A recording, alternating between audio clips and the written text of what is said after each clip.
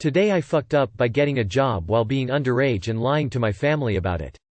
Standard. This did not happen today.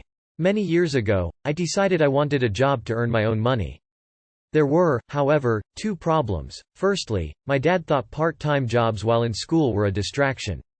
Secondly, I was slightly underage, which made it illegal. Not one to be easily deterred, I set about the task anyway. I wrote a CV with an older date of birth, printed a few dozen copies, and with the deepest voice I could put on, I went about handing out my CV to shops I thought I could get a job without too much hassle. After a couple of weeks of trying this, I had success. I spoke to the owner of a little bargain-type shop. After literally a 10-minute conversation and confirming that he could only give me shifts on a Saturday or Sunday, perfect for me, he offered me the role. It was a cash-in-hand job and the manager never asked to see any identification. The next problem to resolve was my dad. I told him that studying at home was too much of a distraction. I thought the irony was funny, and that I would be able to concentrate better in the library.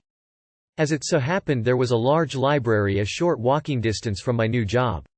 My dad agreed. The next few months went fairly well. I had more money than I needed, brownie points at home, and honestly, I thought I was a genius. Only my best friend knew of the situation. In hindsight, I am surprised the good times lasted as long as they did. For a bit of context, the UK has something called the Sunday Trading Act, 1994, which allows shops to open for business between the hours of 10 a.m. to 6 p.m. However, almost everything else on a Sunday is either closed or opens later. So, when exam season came along and my older brother decided he too better get some serious study time in, he thought to follow my example and go to the library. I had left home at 9:30 a.m. He apparently left home around an hour later. Here is my fuck up. The library does not open until 1 p.m. on Sundays. When I got home, my dad and brother were waiting for me. As soon as I entered the living room, my dad asked, "Where have you been?" Alarm bells started ringing in my head. The tone was wrong, the way he was sitting was wrong, my brother's smug face was wrong. This was not the welcome of a loving father. This was a judge questioning the accused. The outcome of this was going to determine if I ever breathed fresh air on a weekend again. I made a split-second assumption. They know I was not in the library, but do they know I was at work? That I have a job? I think not. I was with Dan. At his house. I lied. My dad, I do not think, actually heard my response and was already ready to blow into the speech he had prepared. You told me that you go to the library, but your brother tells me that he went to the library and it doesn't open until 1 p.m. So where have you been all of these weeks? My response then registered and his anger somewhat deflated. What do you mean you were with Dan? Why were you with him and not at the library? He asked. Well, the thing is, I don't like going to the library on my own, so I first go to Dan's house and we go together. Sometimes we go for lunch first, then to the library, for when it opens. Sometimes we stay at his. I was on thin ice. And if we call Dan, he can confirm this? My brother asked. Lord, why did you give me siblings? I pulled my phone out of my pocket and handed it to him. Knock yourself out. I knew nothing short of absolute confidence was going to get me out of this. For long seconds my brother and I locked eyes. My dad broke the moment when he said, "So, you do study, just not at the library the whole time?" The truth is that parents want to believe the best about their kids. It was going to be far easier for him to believe that his son was chilling with his best friend, kind of studying, rather than believing I was up to God knows what nefarious activities in secret. Yes, I did not get to complete my sentence. A second truth is that my brother is an annoying bastard. He pressed the dial button and Dan's phone started ringing. He answered the phone. Dan, hi, this is Adam's brother. I know this is going to be a bit odd, but were you with Adam today? It took Dan a while to respond. Yes, I was. Dan is a legend. What did you two do? We went to the library. Need to get some revision in before the exams. Right. What time did you get there? There was silence and then Dan said, 10-ish I think.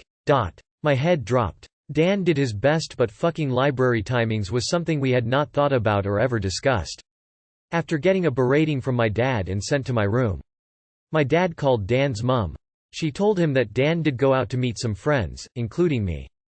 But she was confident that he had never ever been revising in a library. She found the very notion quite funny. Dan got into trouble for lying to my dad and brother. I was grounded for a long time. which meant I had to quit my job. The only silver lining was that they never discovered I had a job and I still had money to spend over the summer. Fun side note, I was Dan's best man last month. TLDR. I got a job while being underage and lying to my family about it. I got caught when my weekly alibi fell apart because I was not good with the details. Edit. A word. Why is your brother such a damn snitch? As this was many years ago, did you ever tell your dad where you really were? Once you're an adult, it can be fun to tell your parents all the stuff you got away with, or rat out your siblings 15 years later. I like this story. Dan's da legend. It's just simply too bad you and Dan didn't talk sooner. Dan really is a legend. Couldn't ask for a better best friend. Sparkling heart. Good story, but for real I would have fessed up to the job part of it.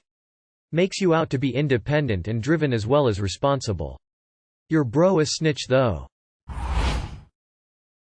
Today I fucked up when I allowed my girlfriend's brother to spend the night. Throwaway account. Somewhat sensitive situation. For the record, we're all in our mid-20s, if that adds more context to what you're about to read. Late last night my girlfriend's twin brother showed up at my apartment unannounced. It was not the first time. The last time he was so fucking high on who knows what that he became convinced he was literally transforming into a giant and wanted me to help him shave all of his hair, including his pubes, at 3 o'clock in the morning because, you know, once he's the size of a skyscraper, getting into a regular-sized barbershop would be impossible, let alone getting a regular haircut. If my girlfriend and I didn't use physical force to restrain him, my hair clipper would have gone places no hair clipper should go. Based on that exhausting experience, I was not planning to allow my girlfriend's brother into my apartment again until he was sober. However, when he showed up last night and told my girlfriend his usual sad stories about how rough life was on the streets, she pulled me aside and made me promise to let him sleep on the couch. I could tell the brother was once again high as fuck, but I knew my girlfriend would not forgive me if I made him leave, especially because he was high as fuck, so against my better judgment, I allowed him to stay. I reminded the brother what happened last time and made him understand that I would not tolerate that shit again. He looked at me with bloodshot eyes and promised he would behave. To show his appreciation towards me, he offered to suck my dick. I had no idea if he was joking or not, but it made me laugh. At that moment, he turned to my girlfriend and said, "I fucking told you this motherfucker was gay." My girlfriend told her brother to shut up, but he didn't. He turned back to me and asked if I knew my girlfriend's ex-boyfriend cheated on her with her ex-boyfriend. I did not know that. The brother nodded like he was having a seizure before telling me that my girlfriend always goes for the gay guys without realizing it until it's too late. The good news is, the brother didn't have another psychotic episode. The bad news is, the vibe between my girlfriend and I was really fucking awkward when we went to bed.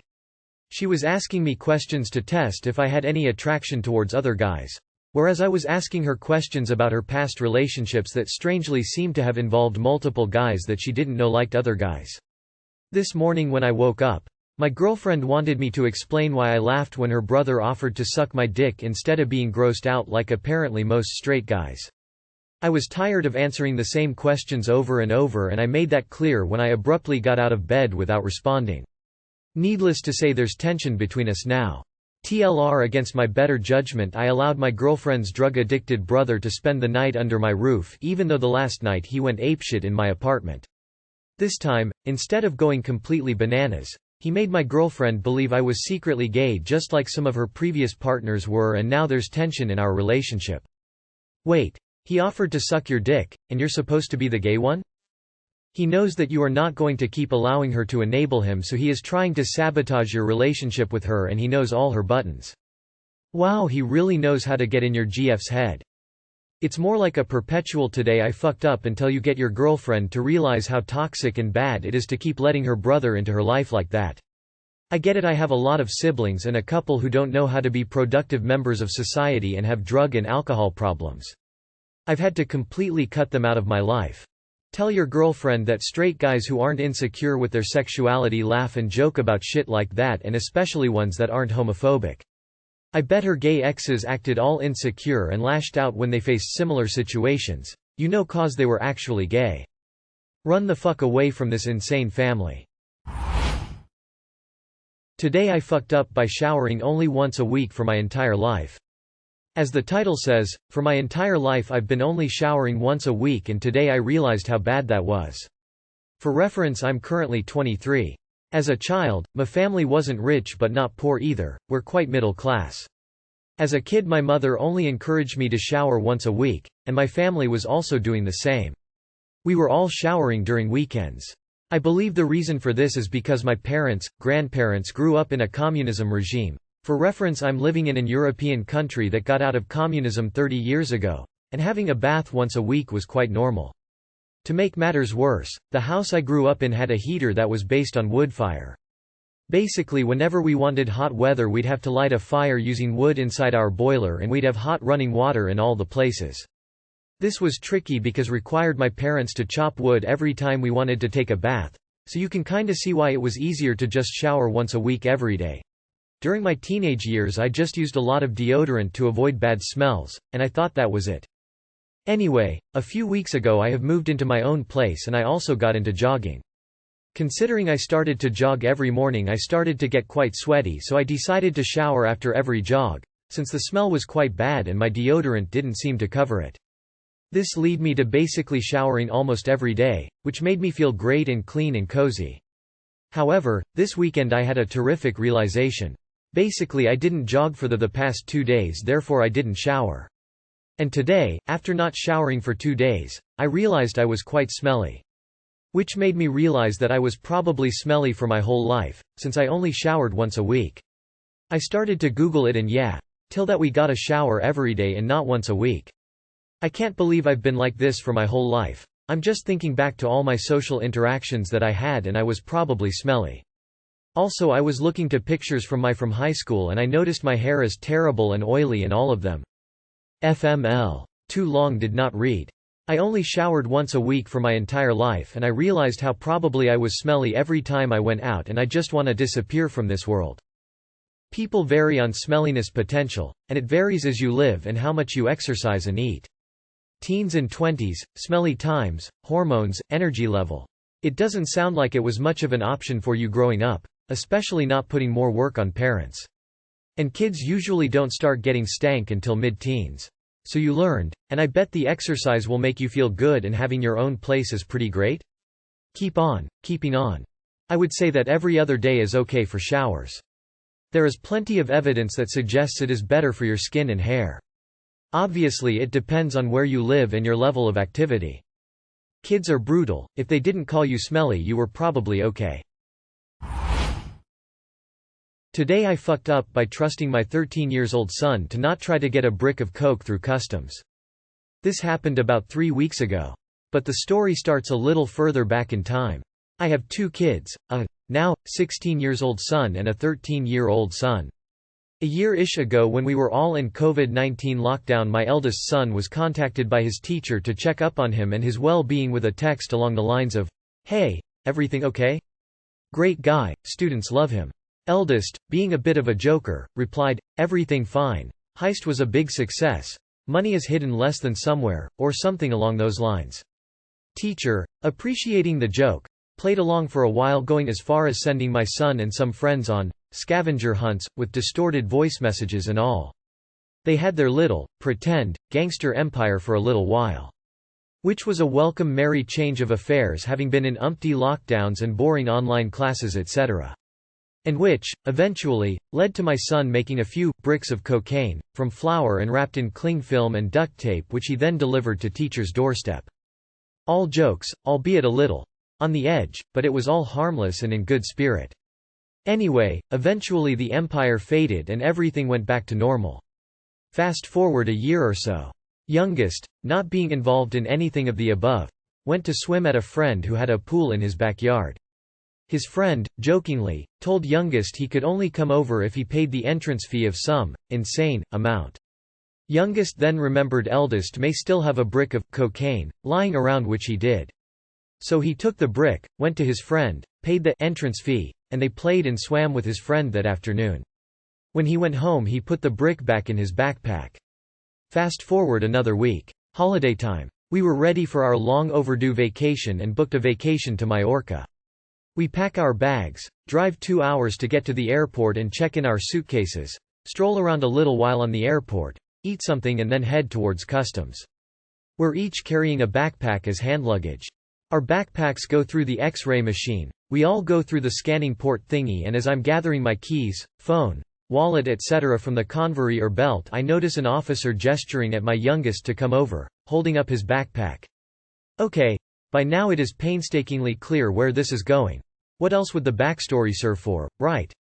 So my youngest is instructed to open his backpack, and he complies. Officer reaches in his backpack and begins unpacking. A book, a sweater, an iPad, all the regular stuff. I think nothing of it and assume it's just a random check. Stuff keeps coming out his backpack until finally the officer reaches in, his arm all the way deep into the backpack and, in slow motion, out he pulls this brick of cocaine and a little plastic bag of weed, which was actual weed from our backyard carrot. Not the kind that gets you high, cut up in small pieces to make it look like weed carrot, the marijuana kind. I still don't know where that came from. If it was also made by eldest, or maybe youngest decided to one-up his older brother.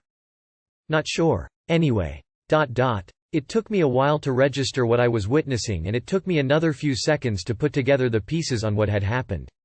I didn't know the entire story at that time, but I did gather that the brick in the officer's hands must be one of the bricks of cocaine from last year's adventure of eldest.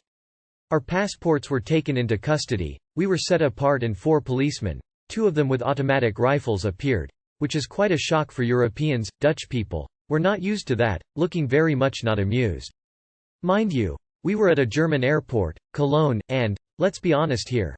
You can say a lot about Germans, but one thing they aren't known for is their excellent sense of humor. A little later another 2 officers appeared with suitcases containing test kits, swabs, blue liquids, the whole shebang. Meanwhile I was trying to explain to the officers what had happened in my broken German. Es war ein Witz auf seinen Freund. It was a prank on his friend. Of course, it was a prank. Every other coke smuggling person would say that. While images of rubber gloves and barking drug-sniffing dogs flashed before my eyes, my heart sunk deeper and deeper. As did my wife's and our kids. I don't know how long it took in total, but it felt like forever. Eventually, I guess about an hour or so later, when all tests had confirmed that the coke was, indeed, not coke and that the weed was, indeed, not marijuana, the 2 guys left with their tests and suitcases. We got a long lecture from one of the officers, deservedly so. That those kind of pranks weren't funny and that we were lucky they didn't charge us for the time lost by all these people and tests etc. The drugs were handed back to youngest, who was then instructed to bin them. Luckily we were at the airport very early, long lines at the airports, so we wanted to be sure, and so we still made our flight. We were even more lucky that this happened in Cologne, Germany, and not some faraway country where you get jailed for years for carrying a single joint. We were lucky youngest is a minor. We were lucky we weren't charged with anything, and lucky we weren't charged for the tests. We were lucky we still made our flight. And youngest is lucky we're still allowing him to live under our roof. Too long did not read. My 13-year-old son tried to get across the border with a brick of fake cocaine he forgot about. And I learned to not let my kids pack their own bags. Apparently 13 isn't old enough to pack your own bags. Also, I'm probably on some FBI, CIA watchlist. Oof. That could have ended poorly. Some of those instant tests are known for false positives. I hope your kid was suitably terrified. Not that I wish that on a kid, but it's a good a time as any to learn. Pranks on legal authorities sometimes turn horribly wrong. Hopefully the guns taught him that lesson. I'd follow up on that teacher. It's pretty weird. Fellow Dutchie here. This story is freaking amazing lol. And I think you're lucky it wasn't really weed. With the availability in our country combined with the curiousness of youth, it could easily been the real thing. In Amsterdam you might get a slap on the wrist if it's not much and you try to smuggle it along. In Germany you might not be so lucky lol. This game thing the teacher had with kid sounds weird. I am now never having kids, that's for the mental birth control.